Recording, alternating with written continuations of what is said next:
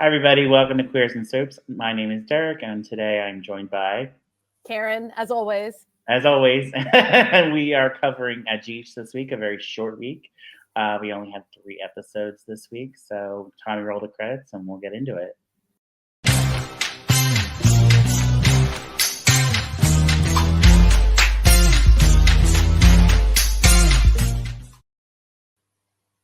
All right. Well, I guess we'll start with Lucky. Lucky has returned. He's back in Yay. Port Charles. And he walks in the hospital with Jason and immediately meets Portia and starts to get his test going to see if he's a match for Lulu and he can actually donate for Lulu.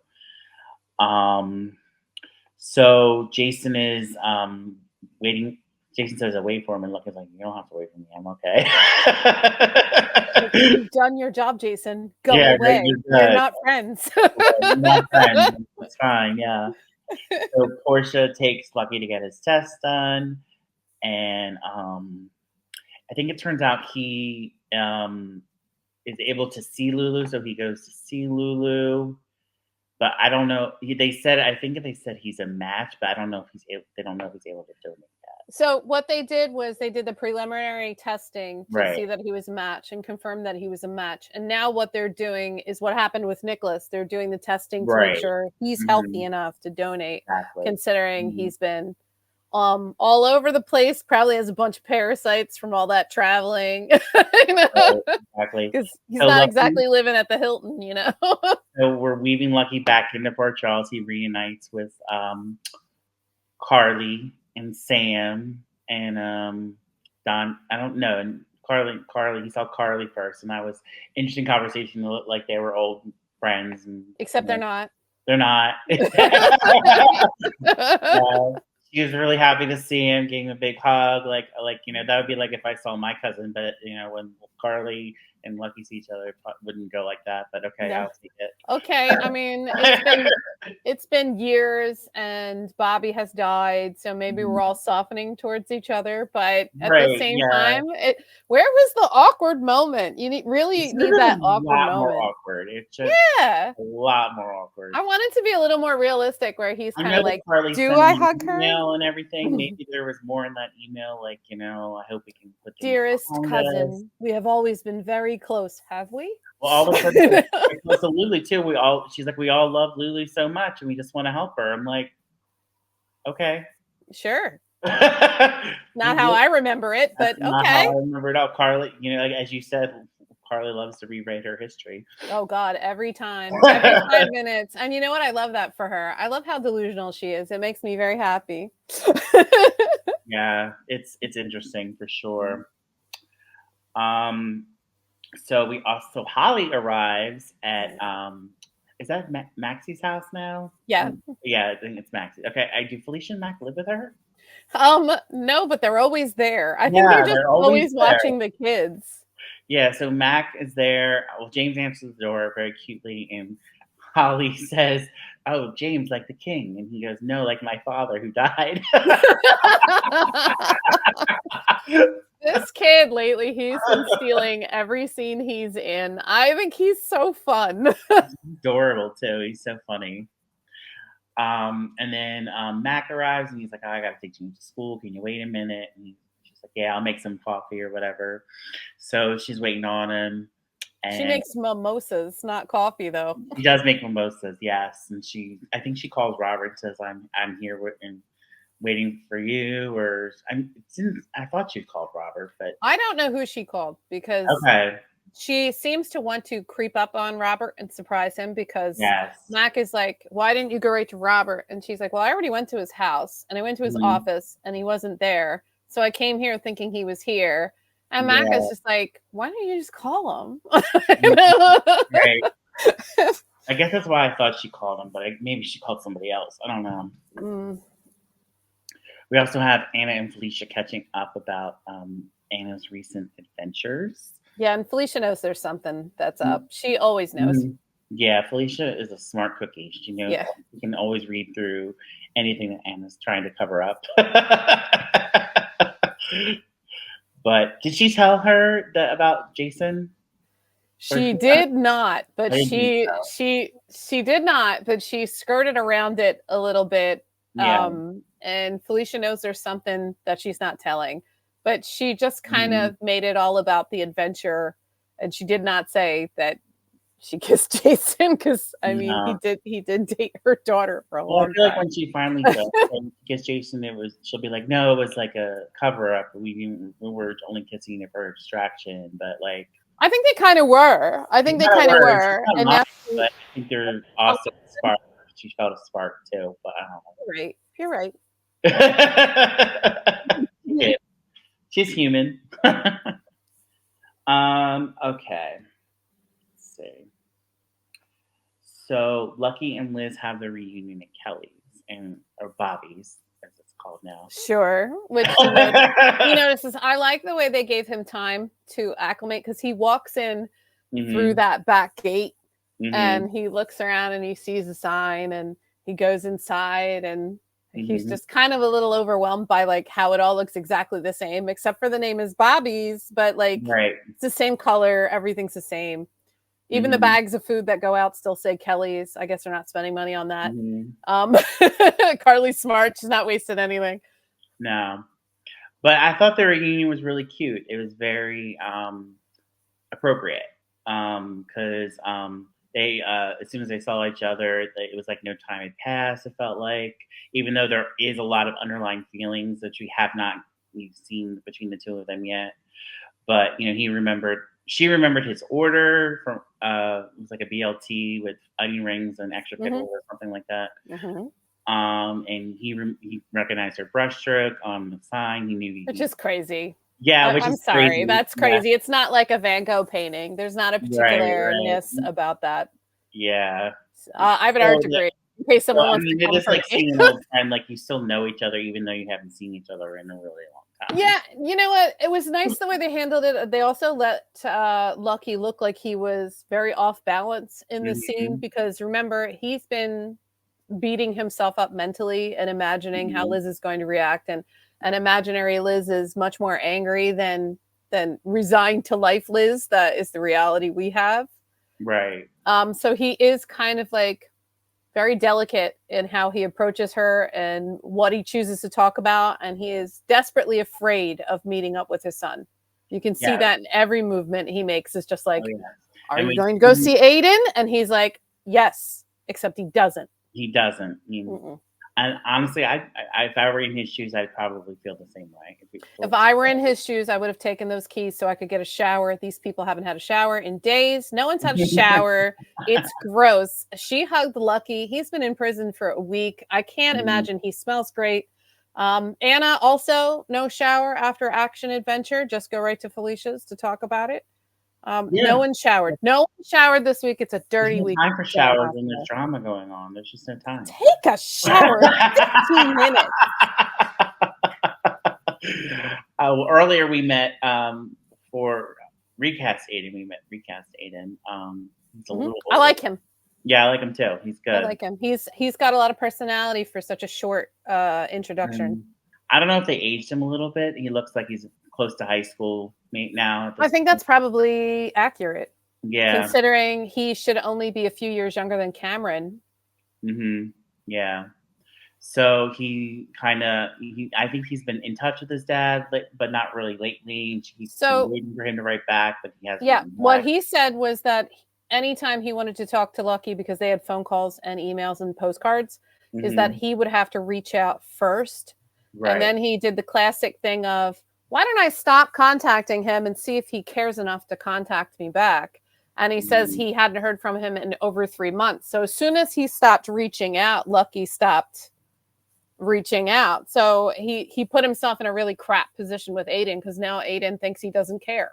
Was that how long he's been with Sidwell? 3 months? Or was it? I don't know. I know he said he did it for 3 months, and I don't know if he said he did it for 3 months one time and then reached out again, or if it has been 3 months.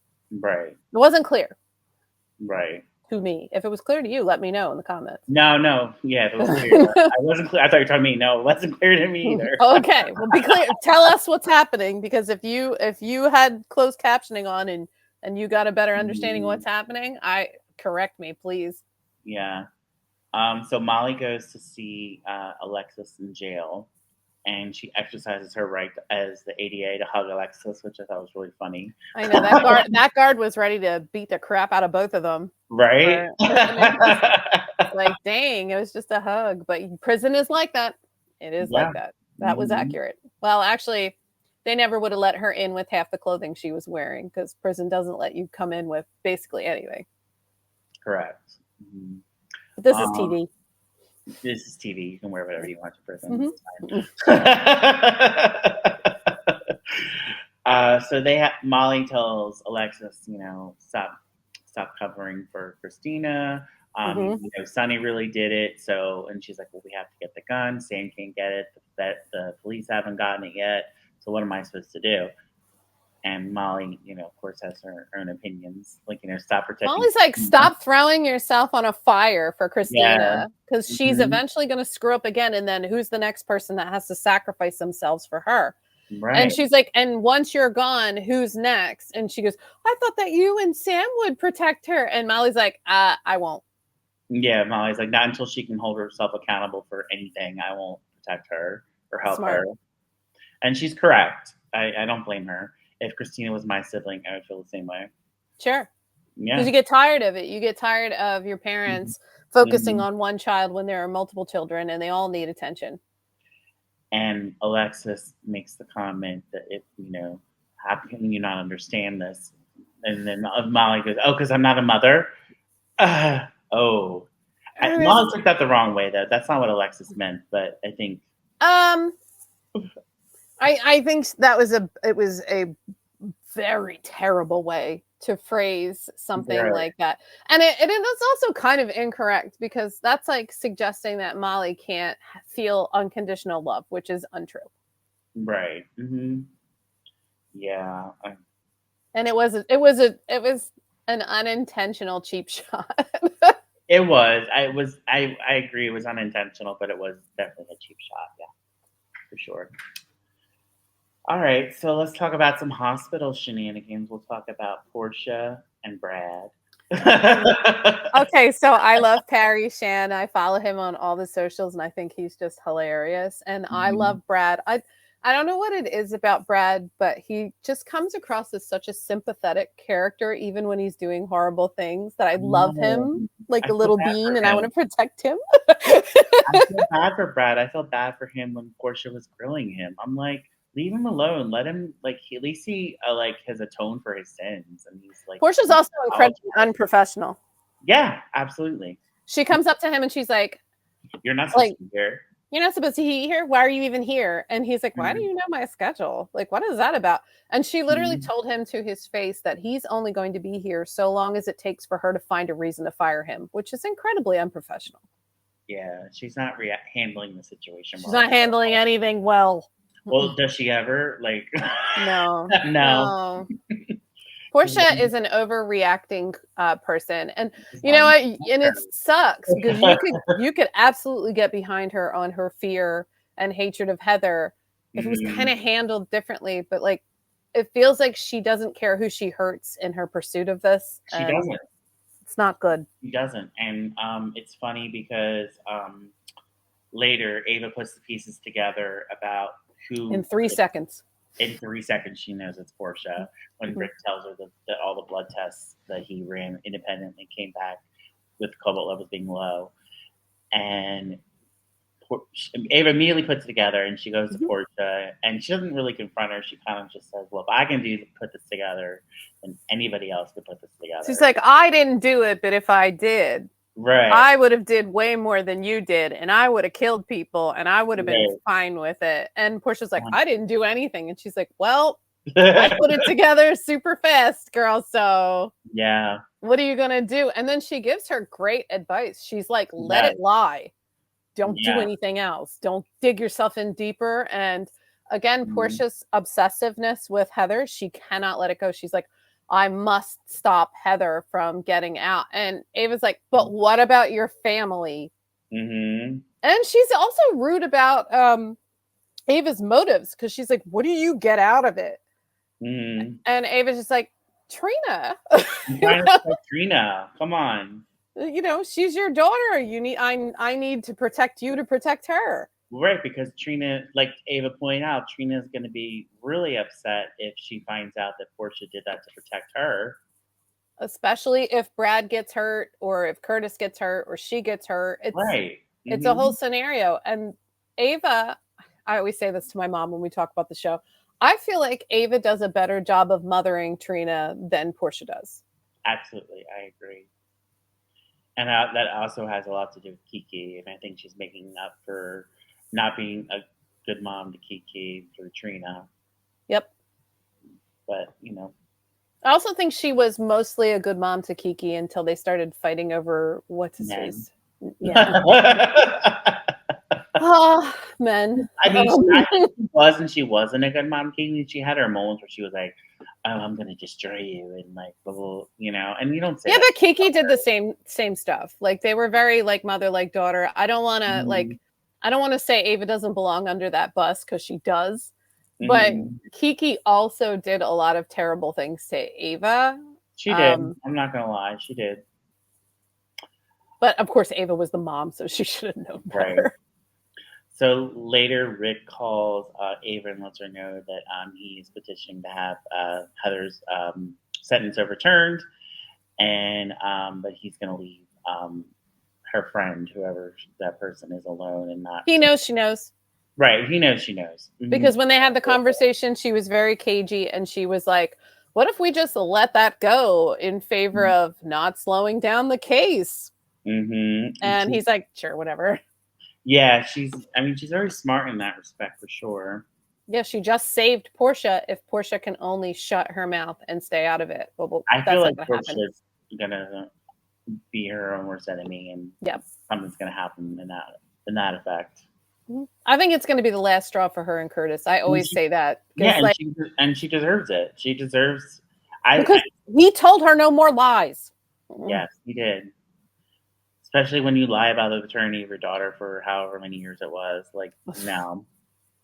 I still can't believe he forgave her for that. Because he couldn't forgive Jordan for what she did.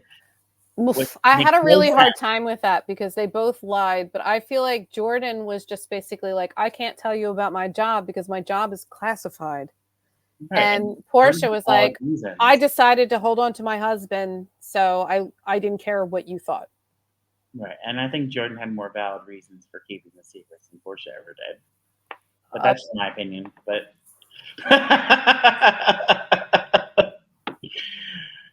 anywho, we saw Marshall this week. Yes, for probably the last time. He's leaving for 4 months, so I don't know if he's coming back or this is just a way to get him off the show. Joining a quartet or something. Yeah, and you know what? I don't understand why he was so aggressive in that scene at first. And I understand it towards the end. He was like, I don't want to be seen as living my dreams at the expense of my family. Whereas Curtis was like, forget it, dude. I'm running Aurora. Everything's golden. Go do what you got to do. But like he was so aggressive when Curtis came into that scene, as if Curtis was there to accuse him of something. And Curtis was just there to be like, I'm proud of my dad. Yeah. True.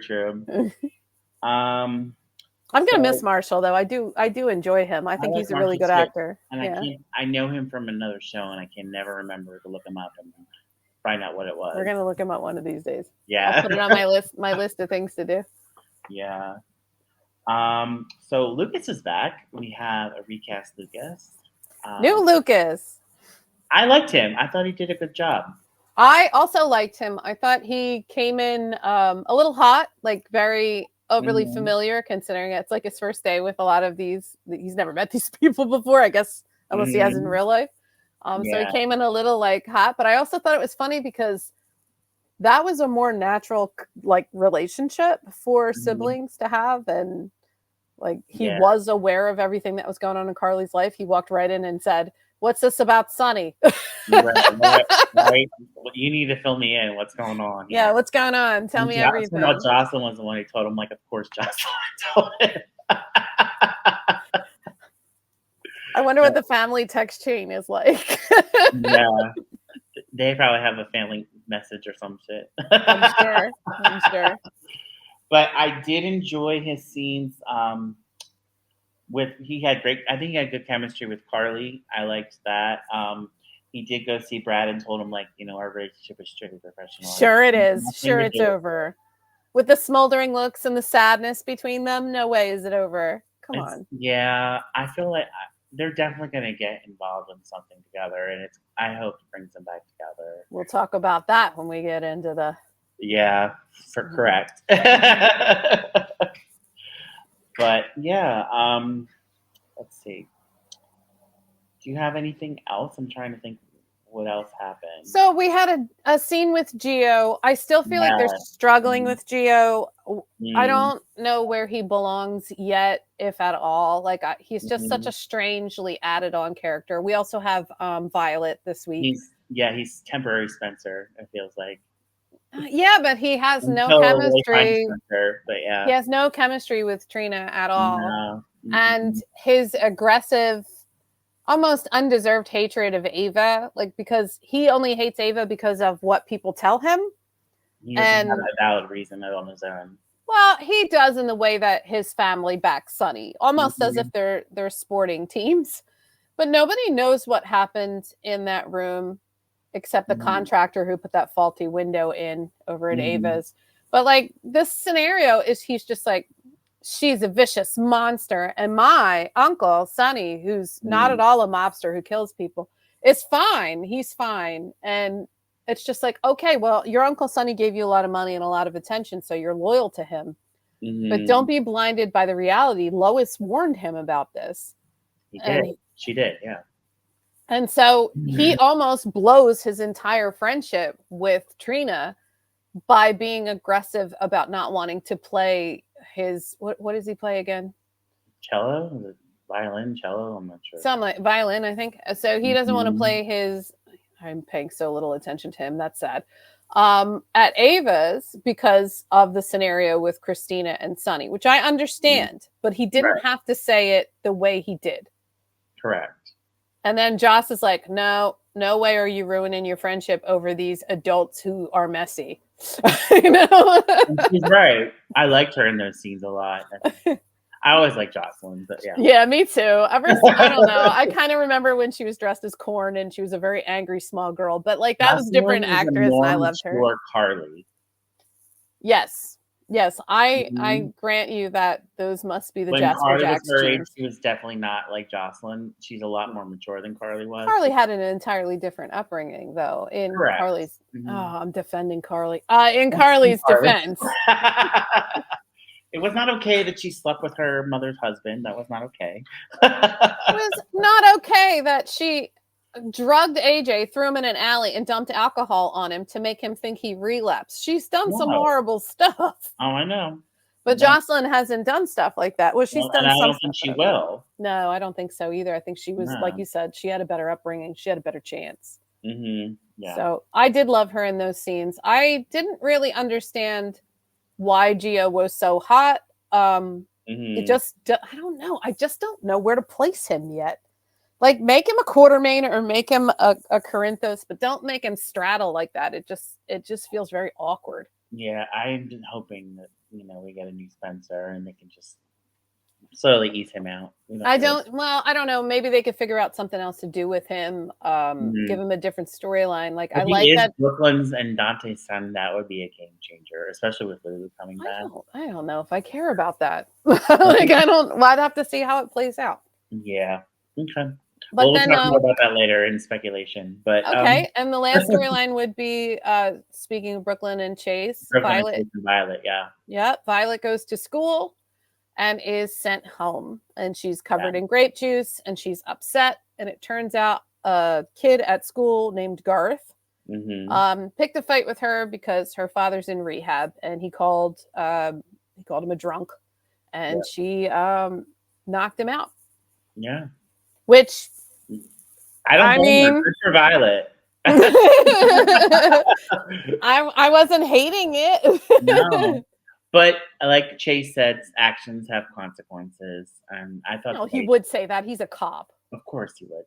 But I think he was really sweet in the way he handled her, though. Like he was very sweet in the way he handled her. But to be honest with you, don't start nothing won't be nothing is basically Violet's mode of operations for the day. Yeah. But we'll see. We'll see how that plays out because it's early on, and we're now trying to find our footing with Violet without her father. Right, and we don't know when or if Finn is coming back. I miss Finn. I do too. I miss Finn a lot. Yeah. All right. Anything else? I think really people need to pay a little more attention to the reality of the scenario, because if you were in a life and death situation and then you got on an airplane and flew how many millions of miles or hours home, obviously an exaggeration, you should want a shower. You should want a shower. You should want food. You should want food in the shower, and everything else can wait. First, then food. I think if he went straight to the hospital, they should have showed him after he got his blood tests done, shoving cookies in his face or something. Unless there was peanuts on that plane, I don't know, pretzels. There might have been snacks on the plane. Yeah, who knows? Yeah, it just seems really unrealistic for Holly to show up at the Scorpio compound. It seems like fresh as a daisy, and everybody else is walking around in town in their skanky outfits. Yeah, that was a little strange, wasn't it? Well, no, because Holly wanted to see Robert, so there was no way she wasn't going to shower and look beautiful. I mean, she always I wonder if she got a room at the Metroport or something before she went over to. Who knows? She probably has secret houses all over the place. She probably lives in Robert's basement. He doesn't know. He's never there. No, you're right. That's funny. Also, if he still because remember he used to live in the police commissioner's mansion, and that had a secret room in it. So who knows what other places in Port Charles have secret rooms where Holly hides? Maybe she's at the Brownstone. Somebody's got to be at the Brownstone. Yeah, whatever happened to the Brownstone? This is confusing to me because Bobby owned the Brownstone. So did Lucas inherit the Brownstone since Carly inherited the diner? Right. Is Mac and Felicia still live there? I know that they don't live with Maxie, so maybe they still live there. No, I'm pretty sure they have a house. Yeah. Because like during the Outback era, I'm pretty sure they had their own place when Mac had the club. But who owns the Browns? Where is the Brownstone? Yeah. Where is Laura's house? We want to know what happened to the Brownstone. If you know, let us know. Also, Carly technically owns 2 houses. She owns her house and she owns Sonny's house. Right, which she got in the fifth divorce. I love how you say 5th divorce. It is the 5th divorce. Yes. Please don't marry him again. Please don't. We don't want to go. We don't want to see that. I don't want that. Laura Wright deserves better. Yeah. Oh, I have a question for you. Maybe you know the answer. Maybe I remember vaguely. It's about Heather Weber. Oh. When did she have her hip replacement? Because I do not remember. I don't remember. There was like in the 80s? Was it in the No, 2000s? It wasn't in the 80s. So in the 80s, which I'm currently watching, I'm watching both 81 and 83. So I can tell you where she's at in both places. In 80-81, she just got away with her mother murdered Diana Taylor, trying to protect her. So now she's trying to rebuild her life in town. She's under the care of Dr. Katz. So she's already cuckoo bananas. And she thought because Joe Kelly, she thought because Joe Kelly said, try and imagine a life together, that they were engaged. And she told everyone in town that they were engaged. So now she's in a fight with Joe about her nonsense. She literally went to Amy Vining and was like, we're engaged or getting married. And Amy told everyone. And it was absolutely ridiculous. Yeah. I was wondering, has she been having this hip replacement decades ago and she's been running around crazy? I don't remember. Is that what happened, or is it just more recent? No, she's always been she's always been off, right? She's never been solid. Like in 83, she has custody of Jason and she's living in the gatehouse. So she's always around somewhere. And it's funny because she is related to Jason, and they very much never talk about that because it was her cousin who was his mother. Well, I told you I was watching 2013 this week, and she was in jail with Lucy, and it was just like hilarious. Well, now because we did, I think that was a Patreon exclusive, but we did the opening of Port Charles, Yeah. So now I went down a rabbit hole and I'm watching Port Charles because Lucy and Kevin are my OTP. So now I'm watching them and I'm aggravated with one of my favorites, Scotty, because he always wrecks their relationship. And I just can't because I want them together and they're not together anymore. Yeah. But it's okay. I like Laura and Kevin. It's fine. But Kevin with Lucy was way sassier. Yes. He said some very sweet and some very crazy things, and he tells Scotty off every 5 minutes, and it's hilarious. So much General Hospital all over the place. All right. Well, I guess we'll wrap this up. Thank you so much for joining us. Please be sure to check out our Patreon for some additional content. We'll see you next time.